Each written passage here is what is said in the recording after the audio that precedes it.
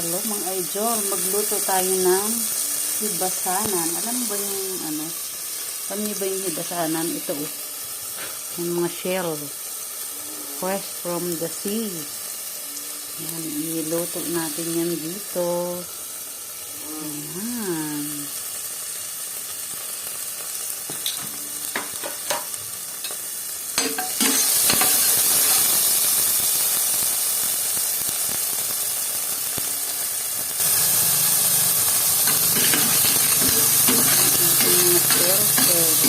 Para masarap, sama natin sa isa.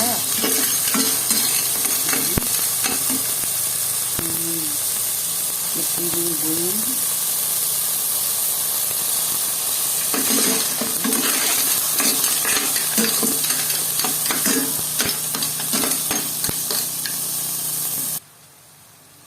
Yan, lamig kaayo. Add water. Yep. Add natin siya ng water para may sabaw. Tapos ang ilalagay ko dito mga idol is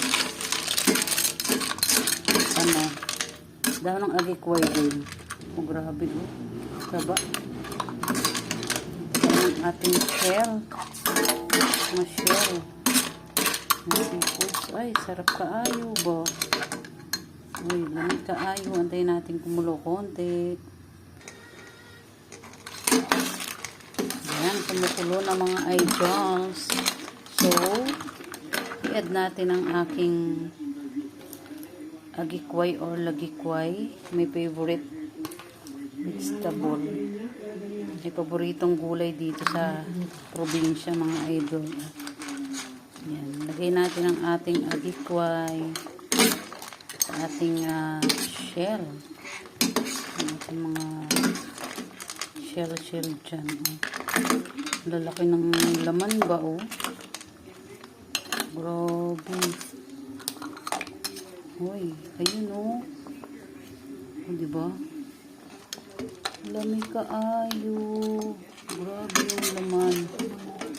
Sarap. Mag-ano muna tayo. Mga ito yung hinibasanan nila. Binigay lang sa hibasanan. You know that. Hibasanan. Dito sa probinsya tawag ay hibasanan. Yan oh. Diba? Lamig kaayo.